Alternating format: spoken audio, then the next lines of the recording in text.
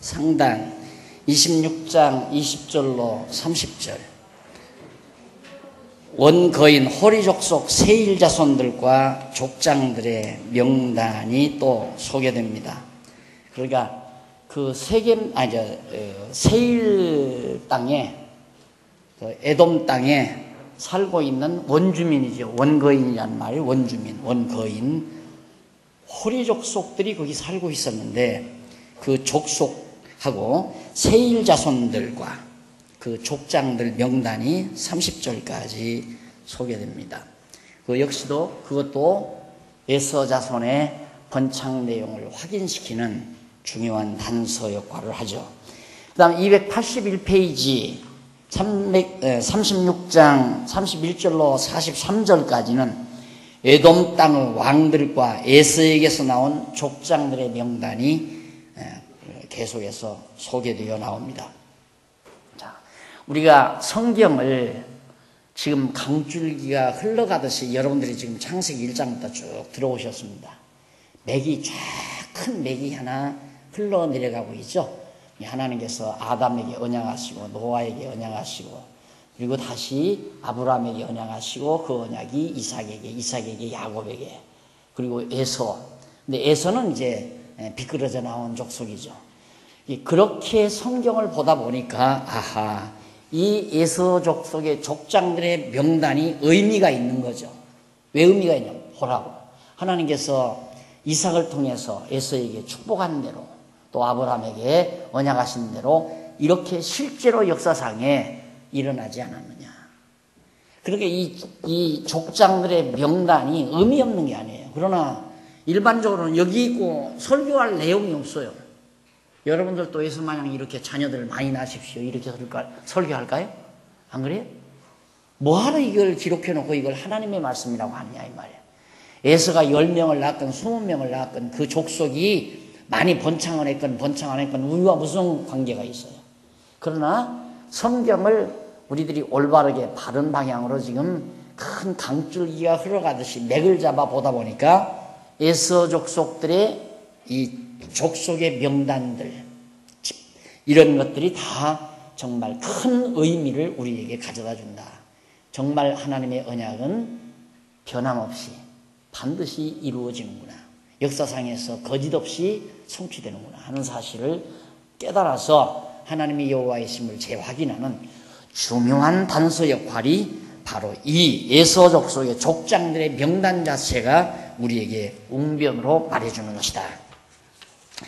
그래서 여러분 282페이지 한 줄 떼어서 기록된 그 내용을 한번 보십시다. 여기서 우리는 1장에서 36장까지 여기서 지금까지 우리가 살펴본 1장에서 36장 창세기 전체 내용을 여기서 한번 종합적으로 간략하게 총정리하고 다음 계속되는 전개될 내용과 연결고리죠. 논리적 연결을 꾀하려고 하는 것이 이 대목입니다. 그러니까 여러분들이 공부할 때는 지금까지 제가 강론한 여러 가지 내용들을 압축해서 큰 줄거리만을 딱 정리해 나온 것이 바로 282페이지, 283페이지 이 두 페이지에 걸쳐서 소개된 겁니다. 거기서 우선 창세기 29장에서부터 36장까지 이 내용은 여호와 하나님께서 야곱에게 주신 복과 언약을 이루시는 내용이었음이 틀림없죠. 그 다음 37장에서 36장까지 27장에서 조금 더 나가요. 지금 36장까지 했죠. 그러니까 26장에서 36장까지는 여호와 하나님께서 아브람과 이삭에게 세우신 3대 언약을 야곱으로 계승하게 하시는 섭리 내용이었다. 확인됐어요. 그 다음 더 올라가서 12장부터 아브람부터 나옵니다. 12장부터 36장까지는 선민의 열조, 아브람과 이삭과 야곱이죠. 선민의 열조에게 3대 언약을 세우시는 섭리 내용이었다. 그럼 더 나아가서 이쪽 283페이지 1장부터 36장까지는 뭐냐? 전체예요. 지금까지 공부한 것 이겁니다. 간단히 말해 3대 언약을 세우시는 섭리 내용이다. 결국 창세기 1장부터 36장까지는 3대 언약을 세우시는 하나님의 섭리 내용을 소개하고 있는 것이 바로 창세기 1장에서 36장까지다라는 얘기입니다. 그러면 그 말이 맞나 안 맞나? 18페이지 다시 펴보세요. 18페이지. 거슬러 18페이지 보시면 제1장 하나님의 언약 섭리죠. 3대 언약 섭리입니다. 거기가 창세기 1장부터 36장까지 지금까지 공부한 거 틀림없죠. 빈틈이 없죠. 그거 확인이 돼야 돼요. 아하, 창세기 1장부터 36장까지는 하나님께서 3대 언약을 세우시는 섭리 내용이구나. 그러니까 이 부분의 내용은 어디를 읽든지 간에 언약을 세우시는 하나님의 섭리를 역설해야 되고 그쪽에 내용의 포인트를 집약시켜야 된다. 그 말이에요. 그러니까 아까 말씀드린 대로 에서의 족장 이름 명단을 몇 구절 읽고도 그걸 읽고도 하나님께서는 언약을 세우시고 언약대로 이처럼 에서 자손이 번창하게 해 주셨습니다. 그래서 언약을 세우시는 여호와 하나님을 정말 강조하고 그 하나님을 증거하는 그것이 바로 창세기 1장부터 36장까지 내용이었다. 자, 그러면 2장입니다. 1장은 언약 섭리 내용, 3대 언약 섭리 내용이었고요. 2장은 거기 하나 더 소개해 드릴게요. 283페이지 끝부분에 보세요. 밑에서 네 번째 줄 중간에 보시면 거기 나오죠. 네 번째 줄 중간에 보시면 이렇게 여호와 하나님께서 이스라엘 선민의 열조에게 모형적인 3대 언약, 모형적이란 말은 아담에게 세우신 언약은 실체적이라면 아브라함에게 세운 것, 이삭, 야곱에게 세운 건 모형이라고 그랬죠. 그래서 그 민족을 국한해서 모형적으로 3대 언약을 세워주셨다 이 말이죠. 그걸 세워주시고 이제부터 이어서 그러니까 1장부터 36장까지는 아브라함과 이삭과 야곱에게 모형적인 3대 언약을 세워주시고 이어서 3대 언약을 하나씩 차례로 이루어주시는 섭리를 하시려고 먼저 자손에 대한 언약을 성취해 주시는 섭리를 계속하신다. 이제 바로 페이지 넘기면 뭐가 나오느냐면 자손에 대한 성취 언약, 3대 언약 중에 자손 언약 성취 섭리. 맞죠? 이제 이 책을 보는 방법이 바로 그겁니다. 이어진다 이 말이에요. 그냥 바로바로. 아주 정확하게 실타래 이어지듯이 끊이지 않고 이어져요. 이게 성령이에요.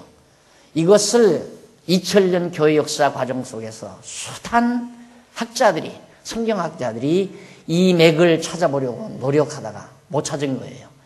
그러면 언제까지?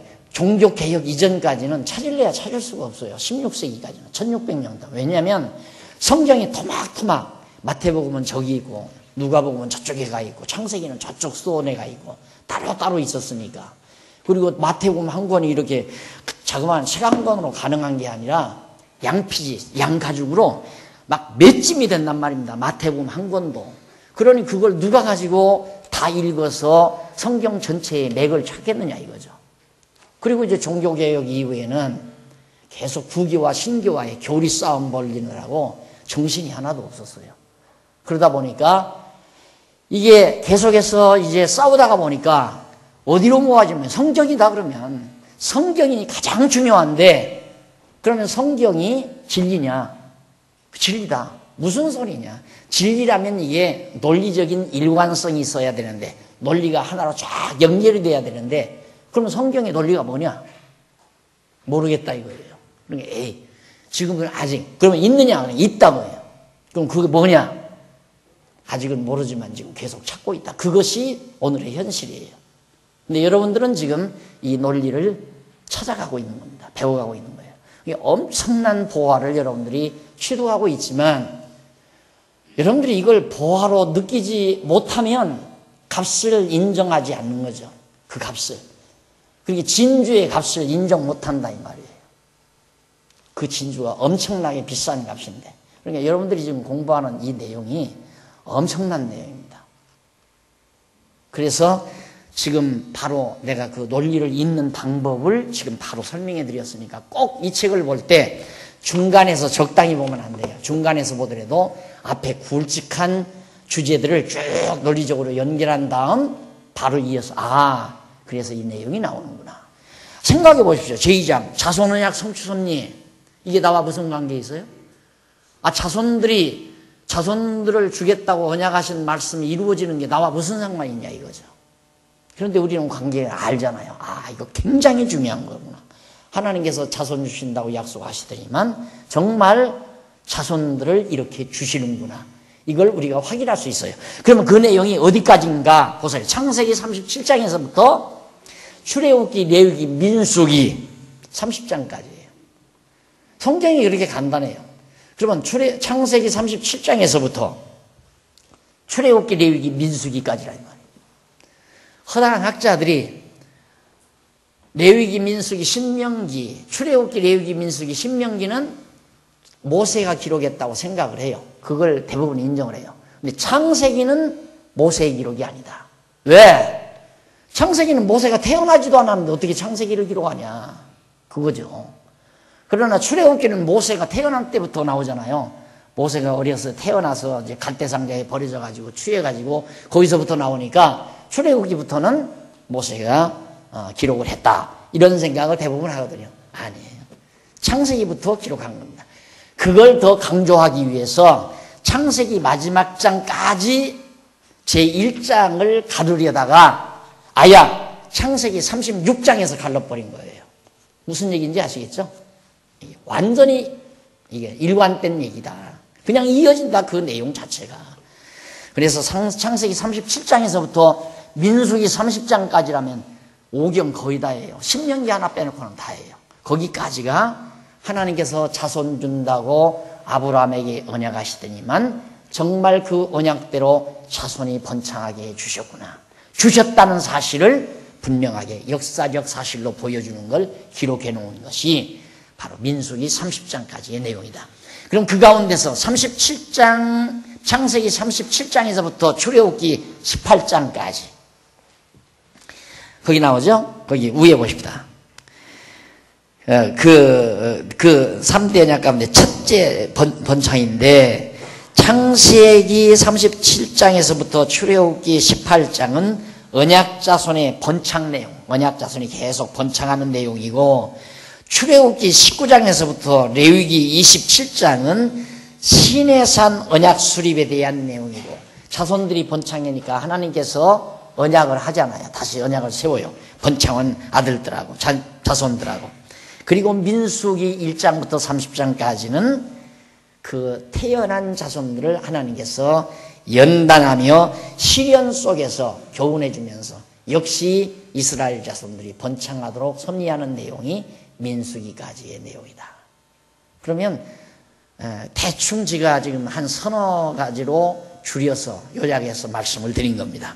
그러면 먼저 아랫부분 보세요. 제1절 언약 자손의 번창 37장 창세기 37장에서 출애굽기 18장까지 그 내용 중에서도 창세기 37장에서 50장은 언약 자손의 보호와 형통에 대한 내용. 하나님께서 언약 자손을 잘 보호해요. 그리고 그 자손이 형통하도록 인도해 주시고 왜? 계속 잘 번창하기 위해서. 그것이 바로 이쪽 285페이지 중간에 나오죠. 1. 자손의 보호와 형통 내용입니다. 언약 자손의 보호와 그 자손의 형통함을 밝히는 내용이 37장부터 50장, 창세기 50장까지예요. 자, 그러면 거기에서 우리는 먼저 넘어가서 일단 넘기십니다. 286페이지 제루에 첫째, 언약 자손들의 범죄입니다. 하나님이 보호해 주시는데 언약 자손을 보호해 주시는데 범죄해도 보호한다 이 말이에요. 범죄하면 보호 안 한다면 끝나는 거죠. 왜? 죄 없는 사람이 없고 죄를 떠나서 살 수 없는 게 인간인데 언약 자손들이 범죄했다고 해서 하나님이 언약 다 취소해 버린다면 그러면 하나님 언약은 다 거짓말이 되는 거죠. 처음부터 하나님이 약속할 때 너들 죄지면 내가 이 언약 안 이루어준다 그게 아니고 하나님께서 무조건 이루어 주시기로 언약하신 말씀이기 때문에 언약 자손들이 죄를 져요. 범죄를 해요. 무슨 죄를 짓는가? 37장 보세요. 유다와 형제들의 공범죄가 나와요. 유다는 야곱이 낳은 12아들 가운데 세 번째 아들이에요. 그러니까 네 번째 아들인데 이 네 번째 아들을 유다하고 왜 유다를 특별히 내세우느냐면 유다에게서 이제 왕통이 나오니까 유다를 내세운 거예요. 유다와 다른 형제들이 전부 공모해서 요셉을 팔아먹어요. 장사꾼에다. 누구를 속이고? 아버지를 속이고. 그런 엄청난 죄를 저질러요. 그러니까 인신매매범이죠. 요즘으로 말하면 인신매매범. 악질범 아닙니까? 인신매매범.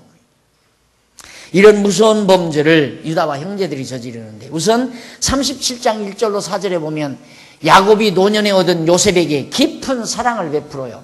그렇죠. 야곱으로서는 자기가 사랑하는 아내로부터 큰 아들로 그 아내가 낳은 첫 아들이니까 요셉이 얼마나 사랑스러웠겠어요.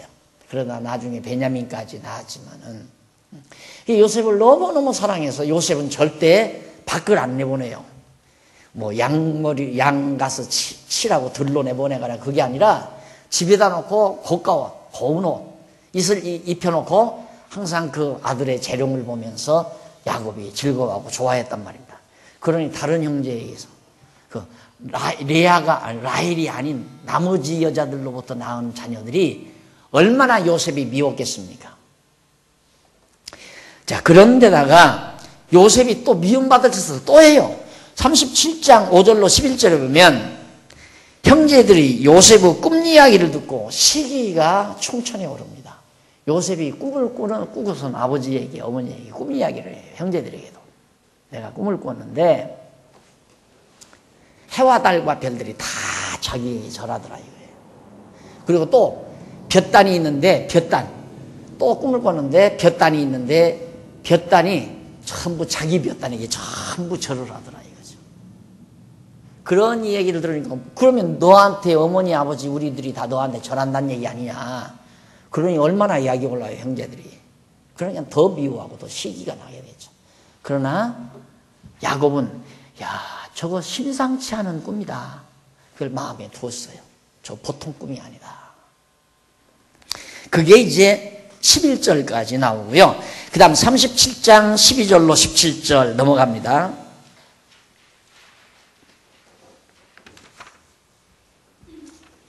37장 12절로 17절 288페이지 밑에 부분. 아까 꿈 얘기를 제가 바꿔서 했네요. 먼저 곡식단에 대한 꿈이었고 두 번째는 해와 달과 별들이 절하는 꿈이었습니다. 37장 12절로 17절은 요셉이 아비의 심부름으로 형들을 찾아가는 내용입니다. 형들이 이제 아버지의 양무리들 엄청 이제 부자가 돼서 양무리들을 엄청 많이 끌고 내려왔잖아요. 그러니 그동안 얼마나 많이 번창했겠어요, 양무리들이. 그러니까 아들들 10명을 전부 양치기로 다 내보낸 거예요. 이 드단이라는 곳에 가서, 드단이죠 아마? 거기 가서 양들을 형제들이 이제 다 치고 있는데 궁금하잖아요, 아버지는. 이놈들이 잘 있는가? 양떼들은 맹수가 안 물어가나? 궁금하니까 요셉을 심부름을 보내요. 그래서 뭘 좀 해서 요셉이 들고 아버지 심부름차 간 겁니다. 형제들이 가만히 그 목장에 있다가 양머리들을 뜯기고 있다가 보니까 저기서 오는 동생을 보니까 꿈쟁이라 이 말이야. 요셉이라 이 말이야. 야, 저 꿈쟁이 온다. 거기서 이제 공모가 벌어진 거예요. 저 미운 놈, 얄미운 놈 저거 온다. 저거 더울까? 저거요. 그래가지고 거기서 은혼이 벌어져가지고 요셉이 오자마자 웅덩이에다가 물이 다 말라버린 웅덩이에다가 집어넣고 가둬버렸어요. 미우니까. 그러니까 그렇게 가둬버리면 거기서 이제 굶어 죽을 거 아니에요, 요셉이. 그래서 물은 웅덩이에 가둔 내용이 37장 18절로 24절 289페이지 나오죠. 넘어가서 291페이지에 보면 37장 25절로 28절에 보면 유다가 나옵니다. 거기서 네 번째 아들 유다가 동생 요셉을 이스마엘 사람에게 팔아 넘기는 내용입니다. 그러면 이스마엘 사람은 누구냐면 아브라함이 이삭을 낳기 전에 낳은 이스마엘이죠. 그 이스마엘이라는 아브라함의 아들이 가서 자손을 번창시킨 거예요. 그 사람이 그 이스마엘 사람. 네, 그 사람들이 더 지나간다 이 말이에요. 그 사람은 벌써 하갈이라는 가나안 여인이었기 때문에 그 하갈에게서 난. 그러니까 이스마엘도 안색도 다르죠. 피부색도 다르고. 그러니까 전혀 다른 이방 민족이란 말입니다. 따지고 보면 이스라엘 야곱의 후손에게는. 그런데 이스마엘 사람에게 우리가 팔아넘기자. 차라리 요셉 저렇게 놔두면 죽이지 말고 유다가 그걸 제안한 거예요. 왜? 죽음만은 면하게 하려고. 형들이 지금 요셉을 굶겨 죽이려고 물 없는 웅덩이에다 가뒀으니까 그러지 말고 저 이스마엘 사람에게 팔아넘기면 가서 밥이라도 얻어먹고 살게 될 거 아닌가. 이런 생각에서 유다가 그랬는지. 하여튼 유다가 그렇게 제안을 해가지고 형제들이 요셉에 대한 것을 아비 야곱에게 속여서 말하는 내용입니다. 그래서 그대로 그 의견대로 그냥 팔아버렸어요. 팔아버리고 나서 이제 걱정이 생긴 거예요. 이거 어떡하나. 아버지한테는 어떻게 말을 하나. 그래가지고 결국 요셉의 옷을 다 벗겼잖아요. 그 옷에다가 양 한 마리 잡아서 양의 피를 다 더덕더덕 묻혀가지고 그걸 가지고 아버지에게 갔어요. 가서 아버지에게 누구 오십니까? 라고 물으니까 우리 요셉이 있거든구나. 벌써 아버지가 딱 보니까 아이고 하다가 맹수에게 물려 죽었구나. 그게 아버지도 바보죠.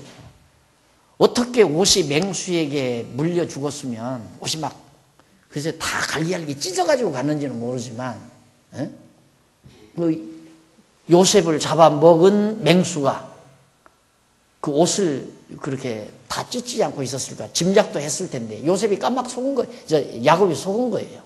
그래서 요셉이 죽은 줄을 알고 그냥 세월을 날마다 눈물로 야곱이 보내게 됩니다.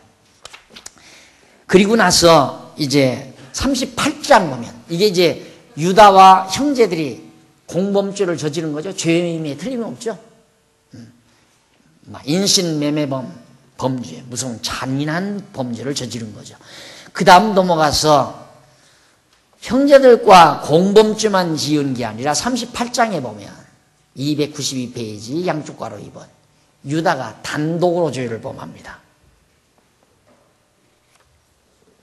자, 결국 어떤 죄를 저지르냐면 38장 1절로 5절에 보면 유다가 가나안 사람의 딸을 아내로 취해서 아들을 삼아요. 가나안 사람이라면 가나안 셈의 후손이 아니에요. 가나안 여인이죠. 그래서 취해서 아들을 삼아서 결국 자녀들을 낳습니다. 거기서 그가 잉태하여 아들을 낳고 그 이름을 오난이라 하고 그가 또 아들을 낳고 그 이름을 셀라라 하니라. 그가 셀라를 낳을 때 유다는 그 집에서 거하며 살았다. 자, 그리고 그렇게 벌써 가나안 여인을 취해서 자녀들을 낳았다는 것도 하나님께서 원치 않는 일이죠. 동족에게서 얻어야 하는데. 그 다음 38장 6절로 11절 보면 유다는 두 아들이 죽자 며느리를 신가로 보내요. 유다가 장자 엘을 위하여 아내를 취하고 그 이름을 다말이라 했습니다. 그러니까 유다의 아들이 엘이라는 아들이 있었는데 며느리를 봤는데 이름이 다말이었어요. 유다가 유다의 첫째 며느리죠. 그런데 유다의 장자 엘이 여호와 앞에 목전에서 악을 행하므로 여호와께서 그를 죽여버렸어요. 엘이 죽었어요. 범죄하니까. 그러니까 큰아들이 죽어버렸다 이 말입니다. 그러니 다말이 며느리가 혼자 사는데 그냥 데리고 있을 수 없잖아요. 그래서 친정으로 보냈습니다. 그런데 문제는 38장 12절로 19절에 보면 이쪽 194페이지 유다는 아내가 죽은 후에 변장한 며느리 다말을 범하게 되죠.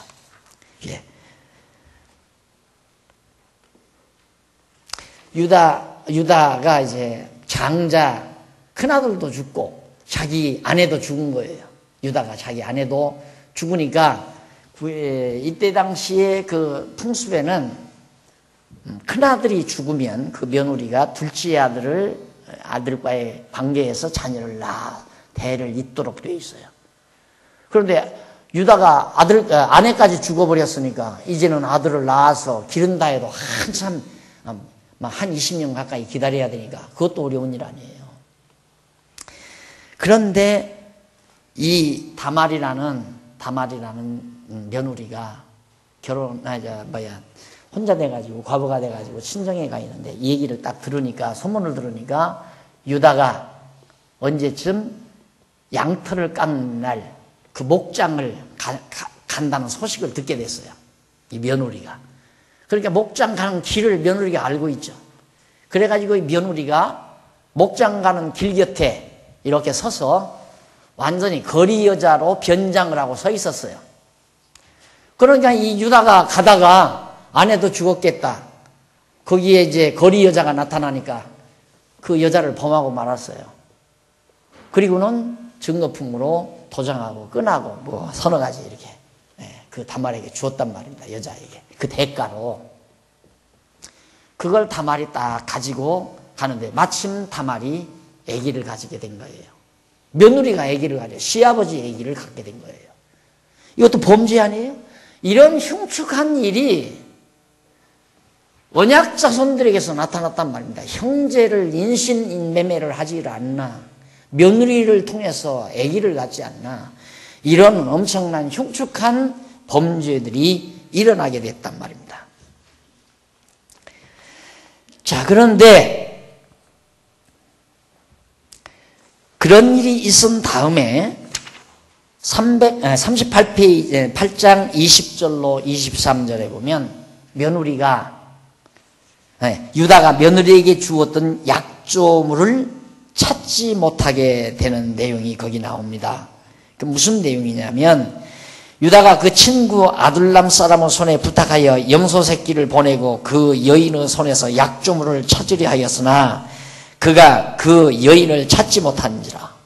분명히 어떤 여인에게 자기가 뭐 도장도 주고 끈도 주고 그랬는데 이게 불안하단 말이에요. 그러니까 차라리 양을 몇 마리 보내주고서 그걸 찾으려고 했어요. 근데 여인이 누군지 알 수가 있어야죠. 변장하고 나타났으니까. 그럼 못 찾은 거예요. 그런 일이 있은 다음 24절로 30절 그 아래 보니까 유다가 며느리에게서 두 아들 베레스와 세라를 낳게 됩니다. 석 달이 지났어요. 그러니까 그 여인을 유다가 만난 지 석 달 후에 소식을 들으니까 야, 내 며느리 다말이 행음하였다더라. 그러니까 석 달이 지나니까 배가 불러올 거 아니에요. 그러니까 드러난 거예요. 홀로 된 과부가 배가 불러온다는 말은 행음했다는 증거라 이거예요. 그래서 이런 소문을 야곱이 듣게 됐습니다. 그러니 유다가 듣고 가만히 있겠어요. 자기 며느리가 그랬으니. 그래서 알아보니까 결국은 자기가 바로 그 며느리를 데려다가 쫓으니까 바로 이 물건의 주인입니다. 이 뱃속에 들어있는 아이들은 이 물건의 주인입니다 하고 증거물을 딱 내놓으니까 유다가 자기가 찾는 자기 물건이에요. 그러니까 아연질색이죠. 어쩔 거예요. 아기를 가졌으니 낳아서 보니까 베레스와 세라를 낳았다. 마태복음에 보면 유다는 다말에게서 꼭 그걸 막 확실하게 그냥 유다는 베레스와 세라를 낳았다 이렇게 하면 되잖아요. 그런데 꼬약스럽게 유다는 며느리인 다말 이름을 마태가 기록을 해요. 유다는 다말에게서 베레스와 세라를 낳고 마태복음 1장 기록할 때 그러니까 치부를 다 드러내는 거예요. 언약자손이 이렇게 더럽고 추악해도 하나님은 그것과 관계없이 하나님의 언약을 이루신다는 증거를 우리에게 확실하게 보여주기 위해서 그래서 지금 이런 역사들이 나타나게 되는 겁니다. 자, 그리고 나서 이제 요셉의 시험과 사죄가 거기 나옵니다. 39장에서 45장까지 298페이지. 요셉이 팔려갔어요, 애굽으로. 그래서 요셉은 애굽에서 많은 순환을 겪습니다. 양쪽 가로 1번 요셉의 애굽 순환 나오죠. 39장에서 40장까지 39장 1절로 6절 보면 요셉이 고용된 애굽인 집에서 여호와께 복을 내리십니다. 요셉이 가서 종로로 타는데 보디발이라는 사람의 애굽 사람의 집에 가서 가신 노릇을 해요. 그러니까 너무너무 착하니까 모든 창고 열쇠까지 다 맡긴 거예요. 요셉이. 아주 왜 그러냐면 요셉이 그 집에 들어가자마자 그 집의 일이 자꾸 잘 일어난단 말입니다. 그러니까 얼마나 기분이 좋아요. 그런데 문제는 7절로 18절 39장 요셉이 애굽인의 처가 모함하여 애매히 누명을 쓰게 됩니다. 그 집 그 보디바르 아내가 젊은 요셉을 보니까 자꾸 마음이 동하는 거예요. 그런데 어느 날 안방에 앉았는데 요셉이 볼일이 있어서 그 방 안에 들어왔을 때 그만 요셉을 붙들고 늘어졌어요. 그러니까 요셉이 옷을 훌렁 벗어제키고 도망쳐 나온 거예요. 그러니까 이 여자가 요셉의 옷을 증거물로 딱 잡고 자기 부인, 자기 남편이 딱 들어오니까 여보, 저놈 당장 내주지라 이거예요. 오늘 나를 겁탈하고 들어왔다가 이렇게 내가 증거물이요. 요셉의 옷을 내가 뺏어놨다. 그러니까 주인이 물어볼 것 없이 요셉을 갖다 감옥에 집어넣어 버린 거예요. 누명 쓰고.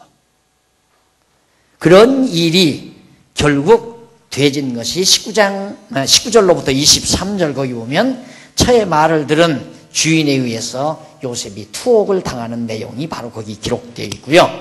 넘어가서 40장 1절로 8절에 보면 304페이지입니다.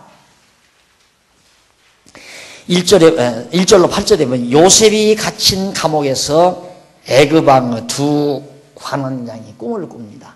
요셉이 감옥에 갇혔는데 마침 그 감옥 안에는 애굽왕 밑에서 신복부하로 일하던 그런 관원장들이 둘이 같이 들어왔어요. 들어와가지고 두 관원장이 하루는 자고 일어나서 꿈 얘기를 다 같이 하는 거예요.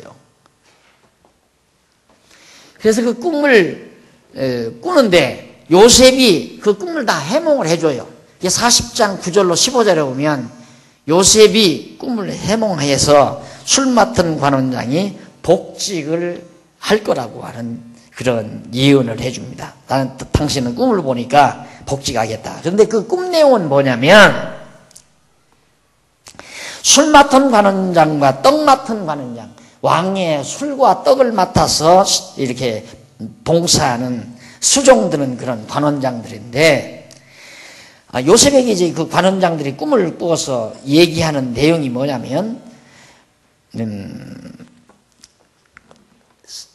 그 9절에 나오죠. 술 맡은 관원장이 그 꿈을 요셉에게 말하되 내가 꿈을 보니 내 앞에 포도나무가 있는데 그 나무에 3가지가 있고 싹이 나서 꽃이 피고 포도송이가 익었고 내 손에 바로의 잔이 있기로 내가 포도를 따서 즙을 바로의 잔에 짜서 그 잔을 바로의 손에 드렸나이다.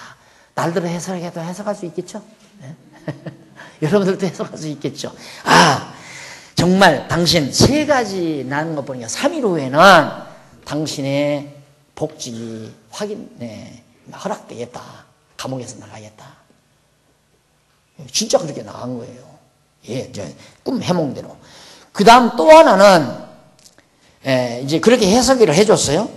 그런데 40장 16절로 23절에는 그 밑에 보면 떡 맡은 관원장의 죽음을 말해줍니다. 떡 맡은 관원장이 또 꿈을 꿨는데 나도 꿈에 보니 16절에 나오죠. 흰떡 3광주리가 내 머리에 있고 그 광주리에 바로를 위하여 만든 각종 구운 식물이 있는데 새들이 내 머리의 광주리에서 그것을 다 먹어버렸다.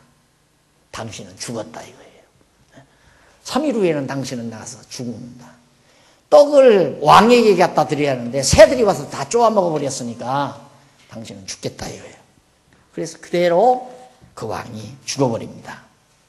이게 꿈대로 다 이루어진 거예요. 자, 그래서 그것이 그 꿈 이야기가 기인이 돼가지고 요인이 돼가지고 307페이지 보면 결국 요셉이 애굽의 총리에 오르는 귀한 계기가 되졌다는 말입니다. 그래서 양쪽 가로 입은 총리에 오른 요셉의 내용이 41장에 나와요. 어떻게 요셉이 애굽의 총리가 되는가? 우선 1절로 8절에 보면 바로가 이상한 꿈을 꿔요. 애굽의 왕이 아주 이상한 꿈을 꾸고 나서 도대체 이 꿈이 무슨 뜻인지 알 수가 없으니까 번민에 사로잡히게 됐어요. 아무도 그 해석을 하는 자도 없고. 그런데 그 꿈이 뭐냐면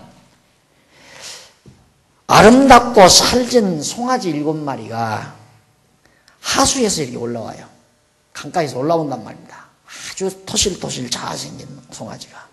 그런데 그 뒤에 흉악하고 빼빼 마른 송아지가 7마리가 하수에서 올라와서 그 살진 송아지를 다 먹어버려요. 잡아먹어버린단 말이에요. 불길하죠? 그리고 또 하나 꿨는데, 거듭 또 꿨는데, 다시 꿈을 꾸니까 한 줄기에서 무성하고 충실한 7이삭, 줄기 하나에서 이삭이 7개가 나와요. 원래 줄기 안에서 이삭이 하나밖에 안 나오는데 7개가 나온단 말입니다. 그런데 그 위에 또 아주 빼빼 마른 보잘것없는 쭉정이 같은 그런 이삭이 하나 올라오는데 무성하고 올라오더니만 동풍에 마른 7이삭이 쭉정이 같은 7이삭이 올라오는데 세약한 7이삭이 무성하고 충실한 이삭 7개를 다 삼켜버려요. 그러니 이게 무슨 뜻인지 알 수가 있어야죠. 그래가지고 결국 41장 9절로 13절 308페이지 나오죠. 이 바로는 이 꿈을 해석하려고 점쟁이도 불러오고 박사들을 다 불러오고 다 얘기해도 아무도 해석하는 자가 없어요. 그런데 그때 마침 술 맡은 관원장 있죠. 요셉하고 같이 감옥에서 고생했던 사람. 버떡 생각이 난 거예요. 내가 그 감옥에 갔을 때 요셉이라는 히브리 사람 하나 있었는데 꿈을 잘 해명합니다. 내가 여차여차 한 꿈을 꿨는데 그 해몽대로 내가 복직을 이루게 했습니다. 당장 불러오라 이거예요. 그렇게 요셉이 바로 앞에 나가게 됐습니다. 그것이 41장 14절로 24절. 그래서 요셉에게 바로가 꿈 얘기를 다 말해줍니다. 여차. 그러니까 넘어가서 310페이지 41장 25절로 36절에 보니까 요셉이 바로에게 꿈을 해석해서 궁금증을 다 풀어줍니다. 그 살진 7송아지는 7년 동안 풍년이 든다는 말입니다. 7이삭도 마찬가지입니다. 그리고 메마른 송아지는 7마리 송아지는 7년 흉년이 된다는 말입니다. 그러니까 7년이 풍년이 들었다가 그 후에는 7년 동안 흉년이 들 것을 하나님께서 알려주신 겁니다. 그런데 거듭 벼이사 꿈을 꾼 것은 그 일이 속히 될 것을 말해주고 있습니다. 바로가 그 말을 들으니까 퍼뜩 귀가 열리는 거예요. 그냥 물어볼 것 없이 여봐라. 당장 이 나라 제2인자의 자리에 앉혀라. 그리고는 총리의 자리에 앉혀놓고는 전부 모든 왕, 어인까지 다, 인장까지 다 맡겨버린 거예요. 그래서 하루아침에 요셉이 애굽의 총리가 돼서 네가 이 나라를 다스려서 그렇게 대책까지 다 세웠어요. 풍년 7년 드는 동안에 허비하지 말고 처처에 창고를 가득 많이 지어가지고 걷어들여서 창고를 가득히 쌓아놨다가 7년 흉년 때에는 그 언론에서 백성들을 먹여 살려야 합니다. 네가 총리 노릇해라 이거예요. 그래서 요셉이 총리의 자리에 앉습니다. 자, 이걸 왜 하나님께서 성경에 왜 이걸 기록했을까? 옛날 얘기처럼 애기들에게 이런 얘기 해주면 얼마나 좋아하겠어요. 재밌는 얘기거리로 한 게 아니에요. 하나님께서 언약 자손을 보호하시기 위한 준비 작업이에요. 이렇게 미리. 자, 그래서 이제 결국 애굽을 치리하게 됐는데 313페이지에 보면 41장 46절 57절에 요셉이 꿈의 해석대로 7년 풍년 후에 흉년이 시작이 됐습니다. 정말 그 해석대로 7년 동안 풍년이 잘 들었어요. 그동안에 요셉은 자기가 말한 대로 창고를 짓고 곡식들을 다 사들여서 창고마다 가득 채워놨어요.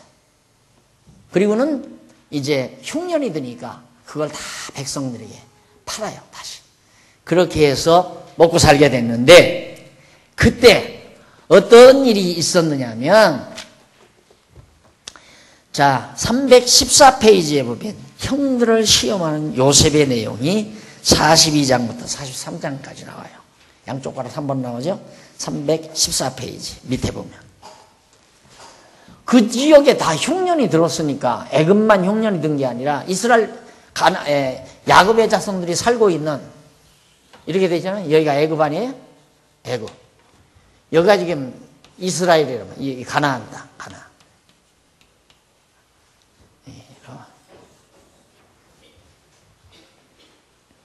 이게 여기에 흉년이 드니까 여기도 흉년이 말할 것도 없는 거죠. 그러니 야곱의 후손이 다 굶어 죽게 생겼어요. 요셉은 여기 와서 총리가 돼서 나라를 잘 다스려가지고 곡식이 남아도는데, 아직도 곡식이 여유가 있는데 여기는 먹을 게 하나도 없잖아요. 근데 그때 마침 야곱이 소문을 듣습니다. 애굽에는 훌륭한 통치자가 있어가지고 그 나라에는 지금 흉년이 들어서도 곡식이 여유가 있다더라. 거기 가면 곡식을 구할 수 있다는 소문을 듣게 돼요. 그 야곱이 아들들을 보내요. 일로 많은 돈을 주어서 애굽에 가서 곡식 팔아오라고. 그게 바로 지금 바로 이 부분인데, 315페이지 42장 1절 5절에 보면 야곱이 곡식을 구하려고 아들들을 애굽으로 보내죠. 보내고 나서 42장 6절로 17절에 보니까 요셉이 곡식 사러 온 형들을 시험하여 옥에다가 가두어 버립니다. 딱 보니까 형제들이에요. 그때 요셉이 정말 마음을 진정하고 형제들의 마음이 어떠한가를 시험해 보려고 와서 너희 놈들 이 나라 정탐하러 왔지. 전부 옥에다가 가두라고 그랬어요. 자, 그렇게 가두어 놓았는데 큰일 났잖아요. 이제 곡식을 안 팔아가면 여기 계신 아버지도 죽고 자기들은 여기서 옥에 갇혔다가 많이 막 다 죽어버리고. 그래서 이쪽 넘어오면 317페이지 42장 18절로 25절까지 보면 요셉이 뉘우치는 형제들에게 조건부로 곡식을 허락을 합니다. 자, 거기 보면 18절로 20절 제일 밑에 부분, 아래 부분, 아래서 네 번째 줄. 요셉이 형들의 진실을 규명하는 조건을 완화하여 형제 중 한 사람만 옥에 갇히게 합니다. 너희 중 한 사람만 옥에 갇히고 너희들 다 가라. 그때 누구를 가두느냐면 제일 나이 어린 베냐민, 자기 동복 동생을 갖다 가두는 거예요. 그럼 뭐 여기 있는 야곱이, 요셉의 아버지 야곱이 가장 사랑하는 아들이야. 요셉까지 죽었으니 이제 마지막 베냐민은 자기가 사랑하는 아내가 낳은 아들로서는 하나밖에 없다 이거예요. 그리고 무척 사랑하는 아들인데 그 아들을 딱 감옥에 가둬놓고 내보내 봤어요. 너희들은 곡식 가지고 그러면 너희 아버지가 살아계시다니까 가서 너희 아버지 봉양하고 가거라. 그러니까 얼마나 죽겠어요, 막 형제들이. 그러니까 형제들이 잘 됐다. 그럴 것인지, 그렇지 않으면 아버지를 생각해서 베냐민을 놔달라고 애원을 할 것인지, 그걸 이제 요셉이 보려는 것이었죠. 그리고 이제 그러자 42장 26절로 38절에 가보니까 319페이지죠. 거기 가보니까 그 형제들이 전부 보고를 해요. 우리는 여차 어떻게 됐고 우리는 다 형제고 사실 아들이 12이었는데 하나는 없어졌고 이게 요셉이죠. 요셉이 자기에 대해서 구체적으로 우리들이 팔아먹었습니다. 그 얘기는 안 한다 이 말입니다. 이 베냐민 하나님이 무척 아버지가 무척 사랑합니다. 만약에 이 동생을 데리고 가지 아니하면 아버지는 병나서 돌아가실 겁니다. 이런 사연을 다 얘기를 합니다. 그러니까 요셉이 얼마나 괴로워요. 다 아니까 요셉도 알죠. 무척 요셉이 괴로워합니다.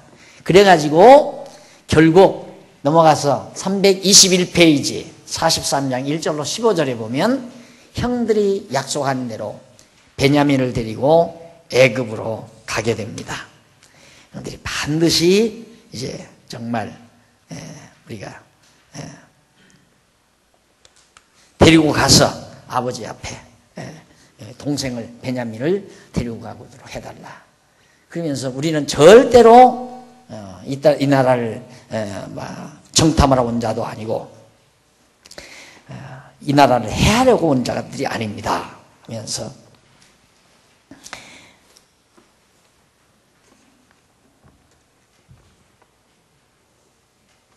그때 이제 그 보고 가운데 야곱이 하는 말이 있었어요. 그 말이 뭐냐면 그의 형 요셉은 죽고 베냐민만 남았는데 만일 너희 행위는 길에서 재난이 그 몸에 미치면 너희가 나의 흰 머리로 슬피 음부로 내려갈까 함이 되리라.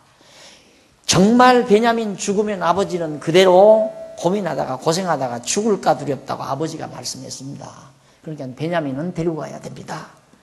이렇게 호소한 말을 듣고 결국은 요셉이 형들의 약속을 받아요. 그 약속을 받는데 그 약속이 뭐냐면 1절로 5절에 보면 곡식을 사오라는 아비 이스라엘 말을 듣고 유다가 그에게 베냐민을 데리고 가야 곡식을 사가지고 올 수 있다는 사실을 말하는 내용이에요.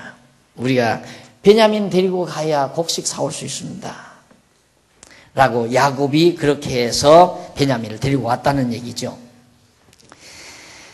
그런데 결국 그 말을 듣고 야곱이 베냐민을 애굽으로 보낸 거예요. 자, 그 다음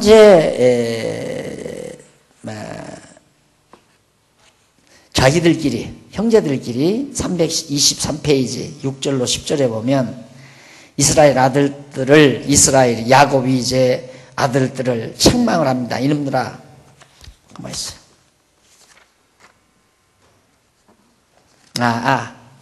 죄송합니다. 한 장이 그냥 넘어가니까 얘기가 이상해져 버렸네요. 319페이지 42장 26절로 38절에 야곱이 아들들의 보고를 듣고 나서 심히 괴로워합니다. 아주 심히. 그러니까 베냐민이 있다고 이제 우리 형제들이 이제 처음 만나서 요셉에게 다 보고할 때 베냐민만 지금 야곱 곁에 있습니다. 우리 열 형제가 여기 온 겁니다. 그러면 베냐민 데리고 올 수 있느냐? 이다음 올 때. 그 약속을 받고 곡식을 주어서 감옥에서 꺼내서 내준 거란 말입니다. 갔잖아요. 열 형제가 다 곡식 팔아가지고 아버지에게 가서 자, 이제 곡식이 다 떨어지면 또 가야 되잖아요. 그러니까 이제 우리들 베냐민 데리고 가야 곡식 팔아오지 안 데리고 가면 우리마저 다 죽습니다. 아들들이 그런다 이거야. 이놈들아 왜 베냐민이 있다고 했느냐 이거야 아버지가. 그럼 어떻게 할 거예요 이제. 할 수 없이 베냐민을 보낸 거예요. 그래서 베냐민을 데리고 곡식 팔러 간 겁니다. 자, 그래서 거기 이제 43장 1절로 15절이 321페이지 그것이 형들이 약속한 대로 베냐민을 데리고 애굽으로 다시 곡식 팔러 간 거예요. 가서 딱 요셉을 만나니까 324페이지 요셉이 잔치를 예설하고 형들에게로부터 절을 받습니다. 요셉이 딱 이제 나왔어요. 형들 베냐민까지 있는 11형제를 다 보니까 그러니 얼마나 울컥하겠어요. 명령해서 전부 잔치를 예설해라. 그러니까 이 형제들이 야 큰일 났다. 이거 웬일이냐. 이거 먹이고 우리 다 죽이려는가 보다. 겁이 나가지고 근심, 걱정, 염려, 불안, 초조 이런 상태로 접어들게 되죠. 그런데 요셉이 결국은 어떤 장면이 나타나냐면 23절로 24절 325페이지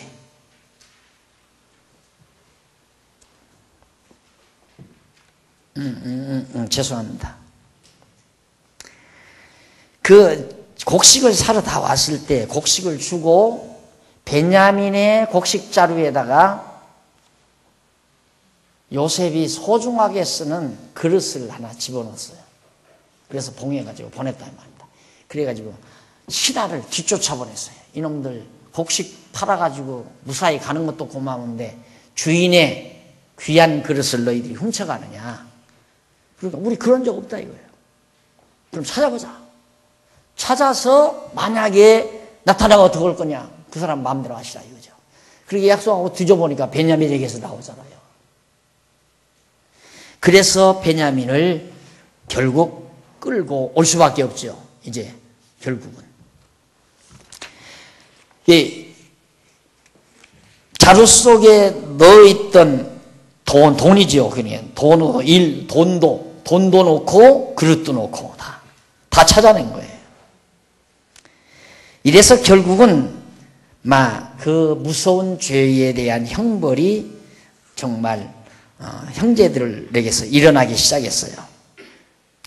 그래서 그 사실대로 어떻게 해서 청지기에게 자루 속에 넣어있던 돈에 대한 모든 일을 사실대로 고백하는 그런 내용이 이제 나타나는데, 요셉은 돈에 대한 사실을 다 알지요. 이를 사실대로 말하지 않을 수 없었습니다. 왜냐하면 누구의 행동인지는 모를지라도 각자가 그 돈들이 그대로 자기 자루에 들어있었으니까요. 그래서 돈도 다 넣고 곡식도 다 넣고 해서 보낸 그런 것이 기화가 돼가지고 결국에는 여러 가지 어려운 일이 생기는데 23절로 24절에 보면 요셉의 청지기가 그 형제들의 고백을 듣고 그들을 위로하고 시므온도 그들에게로 이끌어내고 요셉의 집으로 인도하여 환대하는 그런 내용입니다. 다 끌고 왔어요. 다 끌고 와서 죄를 졌으니까 집으로 가던 사람을 다 끌고 와가지고 잔치를 배설하니까 형제들은 죄 짓고 잔치상을 받으니까 얼마나 두렵겠어요. 죽을까 봐서. 그때 25절로 30절에 보니까 요셉이 형제들로부터 예물과 함께 절을 받고 그들과 그들 아비의 안부를 묻고 동생 베냐민을 확인하고 마음이 탄호하여 안방으로 들어가 울고 있었습니다. 요셉은. 베냐민을 보니까 너무 사랑스럽고 정이 울컥해서 안으로 들어가 울어버렸어요. 그리고 음식을 차리기 위해서 형제들을 순서대로 요셉이 다 알잖아요. 큰형님, 둘째, 셋째 쫙 앉히니까 어안이 벙벙해가지고 이게 웬일이냐. 어떻게 이렇게 쫙 순서대로 우리를 다 알아보는가. 요셉이 그렇게 앉히라고 하니까. 결국 44장에서 45장까지 해서 형들의 죄를 요셉이 다 용서하는 내용입니다. 그래 327페이지에 보면 44장 1절로 13절 요셉이 베냐민 자루에 은자를 넣어 형들을 시험한 사실이 이때 또 나오죠. 시험을 했어요. 보내다가 결국 베냐민 자루에서 은잔이 튕기쳐 나옵니다. 그때에 결국 베냐민 대신 베냐민이 만약에 감옥에 갇혀 있으면 우리 베냐민 데리고 아버지한테 안 가면 아버지 그냥 그대로 기절해서 죽으십니다. 이러면서 간절히 사정을 했어요. 베냐민 놔달라고. 그런데 7절로 9절에 보면 328페이지 요셉의 형제들이 청지기에게 자기들의 결백함을 증거하기까지 들어 변호하면서 죄가 사실일 경우에 그 죄에 대한 응분의 벌을 감수한다. 우리 죄에 있으면 이렇게 정말 우리가 은잔을 도둑질해 갔으면 우리가 책임지겠다 했는데 그게 그만 베냐민 자루에서 은잔이 발견됐다 이 말입니다. 그게 이제 바로 10절로 13절에 나오는 얘기고 44장 14절로 34절 329페이지 하단에 유다가 요셉에게 과거를 뉘우치며 간절히 애원을 합니다. 야, 우리가 과거에 동생 요셉을 팔아먹은 죄의 대가로 우리가 이런 고통을 당하는가 보다. 유다가 거기에서 뉘우치면서 간절히 제발 베냐민을 살려달라고 애원을 하는 내용이 바로 34절까지 나와요. 그러면서 이제 18절로 34절 331페이지 중간에 나오죠. 거기 보면 요셉의 판결을 들은, 그러니까 요셉이 뭐라고 판결하면 베냐민만 놔두고 다 가라 그 말이에요. 베냐민만 감옥에 가지고 너들은 죄 없으니까 가라. 그때 유다가 동생 베냐민이 오게 된 동기와 과정을 다 말하면서 그가 반드시 아버지께 돌아가야 됩니다. 우리가 사정해서 베냐민 데리고 왔습니다 하면서 쭉 얘기를 하면서 그가 노년에 얻은 아들 소년이 있으니 그의 형은 죽었습니다. 그때야 요셉의 말을, 노년에 얻을 아들 베냐민의 형이 하나 있었는데 그는 죽었습니다. 그리고 고 하나 남았는데, 노년에 얻은 아들 하나 남았는데 그거 안 데리고 가면 아버지 죽습니다 이 말이죠. 자, 그러면서 이제 유다가 단단히 약속을 하는데 45장 1절로 15절 332페이지 요셉이 형제들에게 자신의 신분을 밝힙니다. 그냥 그 베냐민 살려달라고 애걸하고 노력하는 걸 보니까 견딜 수가 없어가지고 결국에는 요셉이 내가 당신들의 동생 요셉입니다 하고 신분을 밝혀요. 1장에서 15절까지 1절로부터 15절까지. 결국 좌석은 정말 흥분의 도가니죠. 어안이 벙벙하고 목을 껴안고 요셉이 웁니다. 얼마나 고생했느냐고. 그러면서 상봉이 이루어지는데 45장 16절로 20절 334페이지 거기 보면 바로가 요셉에게 가족들을 형들로 데려오게 하라고 그렇게 당부합니다. 요셉이 결국 이제는 바로 왕에게 얘기해서 우리 아버지도 살아있고 우리 형제들도 다 살아있습니다. 지금 이 지역에 흉년이 들어서 먹고 살 길이 없답니다. 그러니까 바로 왕이 있다가 애굽 왕이 있다가 당장 다 모셔오라. 이렇게 해서 언약 자손을 하나님이 보호하시는 섭리가 이제 45장 16절부터 시작이 돼요. 이 부분부터 다음 시간 우리 공부하도록 하고 오늘 강의 여기서 마무리합니다. 아무리 진도를 좀 빨리 나가려고 해도 잘 안 되네요. 여러분 대충 이 창세기 내용은 많이 아시는 내용이니까 이 줄거리만 하나님께서 언약하시고 언약 자손들을 이런 다양한 방법으로 보호하신다라는 사실을 기억하시면 되겠습니다. 기도하십시다.